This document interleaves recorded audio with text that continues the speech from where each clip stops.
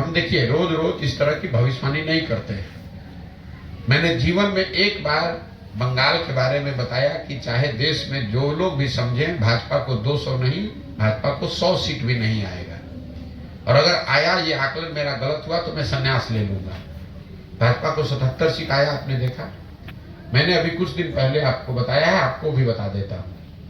नीतीश कुमार का राजनीति का ये अंतिम दौर चल रहा है। कुछ महीने खींच तौर के वो चल पाएंगे। लोकसभा में जदयू को 5 सीट नहीं आएगा। अगर आ गया तो पूरे बिहार की जनता के सामने खड़ा होकर माफी मांगेंगे। नहीं आएगा 5 सीट। उसके बाद कितने दिन नीतीश की राजनीति चलती है, कितने दिन कुर्सी पर रहते हैं, कोई नहीं जानता है। 2 दिन में गिरेंगे कि 2 महीना में गिरेंगे। इनके पास 117 विधायक थे 2014 में, और जब लोकसभा चुनाव में 2 सीट आया तो पद से इस्तीफा देना पड़ा। राजनीति में इतना प्रेशर होता है, जब तक आप जीत रहे तो आप ही माई बाप हैं, जब हारिएगा तो जो माई बाप कहता है वही आपको कुर्सी से उलाटता भी उतनी ही तेजी से है। 1 मिनट नहीं लगता है लोगों को रंग बदलने में। तो नीतीश कुमार का अंतिम दौर चल रहा है राजनीति का। मानसिक और राजनीतिक दोनों तौर से नीतीश कुमार कमजोर पड़ गए हैं। जिस तरह का शब्द प्रयोग करते हैं, और देखिए ऊपर वाला जो है ना, नियति जो है वो बहुत ताकतवर चीज है। नीतीश कुमार की ये दुर्दशा हुई है कि जो कुछ भी उनका था, नियति ने उन्हीं के व्यवहार, उन्हीं के मुंह से बर्बाद करा दिया। नीतीश कुमार लालू जी के जंगल राज के खिलाफ उनका एक चेहरा, एक व्यक्तित्व, एक पहचान थी।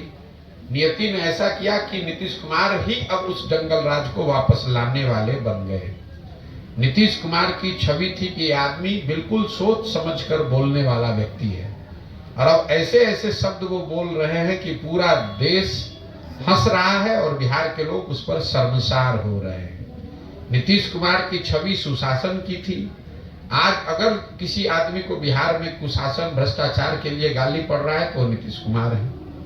तो नियति की जो इन्होंने किया है दूसरों के साथ, वही चीज नियति इनसे खुद से करा रही है, और ये सुनिश्चित करेगी कि जब ये कुर्सी से हटे तो इनके पास कुछ नहीं बचेगा। लोग अगर 5 वर्ष पहले छोड़ दिया होता तो कम से कम इतिहास में लोग याद करते कि इस आदमी ने बिहार को सुधारने का प्रयास किया। आज जब नीतीश कुमार को हटाया जाएगा या हटेंगे तो लोग ये कहेंगे भैया जान बचा, ये आदमी पूरा बिहार को बर्बाद करने पे लगा हुआ था। ये नियति की ताकत है।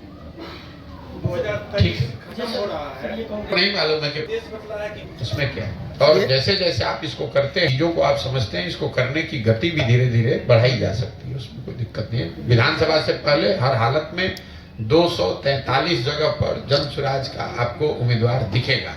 बिहार से पलायन कैसे रुकेगा और यहाँ रोजगार का सृजन कैसे हो सकता है? बिहार से पलायन कैसे रुकेगा, इस पर हम रोज बता रहे हैं। बिहार से पलायन रोकने का, रोजगार का 2 ही तरीका है। पहला, शिक्षा में आमूलचूल परिवर्तन, और दूसरा पूंजी की उपलब्धता। शिक्षा व्यवस्था यहाँ ध्वस्त है, उसको सुधारा जाना है। लेकिन जो सबसे बड़ी बात है, शिक्षा पर तो आप लोग रोज चर्चा करते हैं, कहना आसान है कि शिक्षा सुधरेगा तो रोजगार मिलने लगेगा। जो दूसरी बड़ी बात है, बिहार के पलायन को अगर आप समझना चाहते हैं तो यहाँ पलायन लोगों का नहीं है। यहाँ से पलायन लोगों का श्रम का है, पलायन बुद्धि का है, और सबसे बड़ा यहाँ से पलायन है पूंजी का पलायन। बिहार में रोजगार और पलायन रोकने का जो सबसे सटीक तरीका है कि लोगों के हाथ में पूंजी उपलब्ध कराया जाए, ताकि लोग अपने अपने क्षमता के अनुसार कुछ न कुछ स्वरोजगार कर सकें। अब आप कहिएगा कि अभी ये क्यों नहीं है और आप कैसे कर दीजिएगा। बिहार में पूंजी लोगों के पास इसलिए नहीं है कि पूंजी के 2 स्रोत हैं। पहला, जो आप कमाते हैं और कमाकर जो पैसा बचाते हैं वो आपके लिए पूंजी बनता है। दूसरा, जो पैसा आप बचाने के अलावा जब जो जरूरत पड़ती है आप बैंक से लोन लेते हैं। मान लीजिए कि आपने अपने आमदनी से 1 लाख रुपया बचाया, आपको घर बनाना है 10 लाख रुपए का, तो 1 लाख रुपया आप अपना लगाते हैं, 9 लाख रुपया बैंक का लेते हैं, 10 लाख का घर बनता है।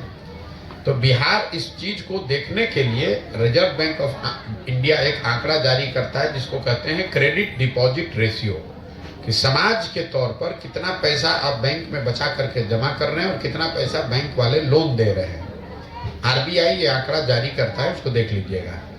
देश के स्तर पर क्रेडिट डिपॉजिट रेशियो है 70%। मतलब अगर भारत भर के लोगों ने बैंकों में 100 रुपया जमा किया तो बैंकों ने 70 रुपया ऋण के तौर पर समाज को वापस किया, घर बनाने के लिए, गाड़ी चलाने के लिए, उद्योग व्यापार करने के लिए। बिहार में सीडी रेशियो है 40%। 1990 में जब लालू जी मुख्यमंत्री बने तो सीडी रेशियो था 40%। लालू जी का जो जंगल राज चला तो वो घटते घटते हो गया 28%। और जब नीतीश कुमार जब मुख्यमंत्री बने तो 28% सीडी रेशियो था, और अभी उनके 18 साल के प्रयास के बाद ये बढ़कर फिर हुआ 40%। इसका असर क्या होता है इसको समझिए। पिछले वर्ष बिहार की गरीब जनता ने बैंकों में जमा किया 4,61,000 करोड़ रुपया। समझिए इस बात को, पूरे बिहार में लोगों ने जमा किया 4,61,000 करोड़ रुपया। 40% सीडी रेशियो का मतलब है कि बैंकों ने ऋण के तौर पर दिया 1,61,000 करोड़ रुपया। बाकी पैसा कहाँ गया? 2,80,000 करोड़। वो पैसा बैंकों ने यहाँ से ट्रांसफर कर दिया उन राज्यों में जहाँ उद्योग धंधे लग रहे हैं, जहाँ विकास हो रहा है।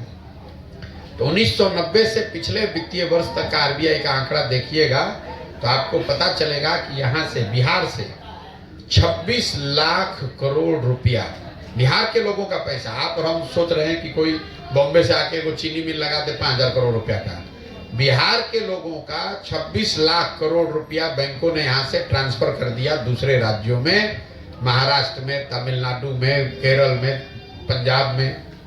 वहां पर सीडी रेशियो कितना है? उन राज्यों में सीडी रेशियो है 90, 95, 100, 105।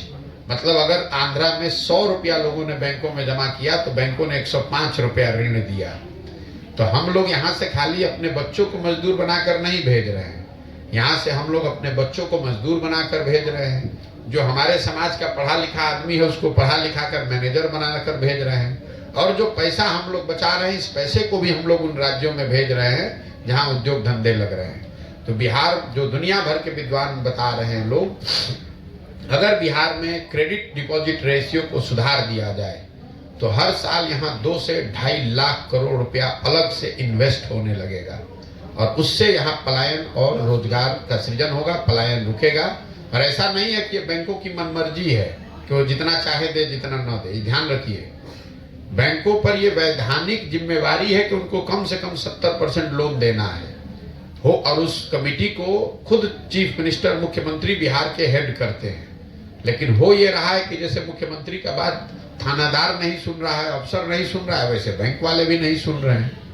आप जरा अंदाजा लगाइए कि अगर 26 लाख करोड़ रुपया बिहार में रहा होता तो कितने ज्यादा लोगों ने घर बनाया होता, कितने ज्यादा लोगों ने मोटरसाइकिल, कार खरीदा होता, कितने लोगों ने खाद, सीमेंट, कपड़े का व्यापार कर लिया होता। जब ये इकोनॉमिक एक्टिविटी बढ़ेगी तभी तो रोजगार मिलेगा। यहाँ भाई, यहाँ के लड़के जाके बॉम्बे में घर बना रहे हैं, यहाँ घर बनने लगेगा तो यहीं पे घर बनाएगा, क्यों जाएगा बॉम्बे? लोग राज मिस्त्री का काम करने इसलिए तो जा रहे हैं कि यहाँ घर उतरे नहीं बन रहे हैं। घर क्यों नहीं बन रहा है? 90% घर जो देश में बन रहा है वो तो लोन पे बन रहा है। अगर आपको लोन मिलेगा नहीं तो आप घर बनाइएगा कैसे? अगर आपके पास अभी बचत का पैसा 1 लाख है, आप 2 कमरे का घर बना रहे हैं, 10 लाख का आपको लोन मिलेगा तो आप 6 कमरे का घर बनाइएगा और कमा के धीरे धीरे पैसा वापस कीजिएगा। तो ये जो पूंजी की अनुपलब्धता है, क्रेडिट की जो, और बिहार में इसकी कोई चर्चा नहीं करेगा। आप यहाँ जो फिनांस मंत्री है उसको बुलाकर पूछिएगा क्रेडिट डिपॉजिट रेशियो होता क्या है, तो उसको भी नहीं मालूम। तो यहाँ सुधार होगा कैसे? आप इतने दिन से पत्रकारिता कर रहे हैं, किसी ने आपको ये बताया कि बिहार से 26 लाख करोड़ रुपया बैंकों ने ट्रांसफर किया है पिछले 30 वर्ष में?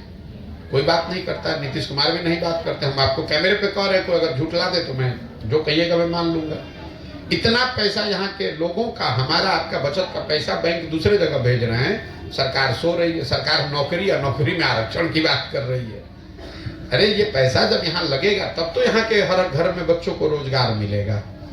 भाई आप खत्म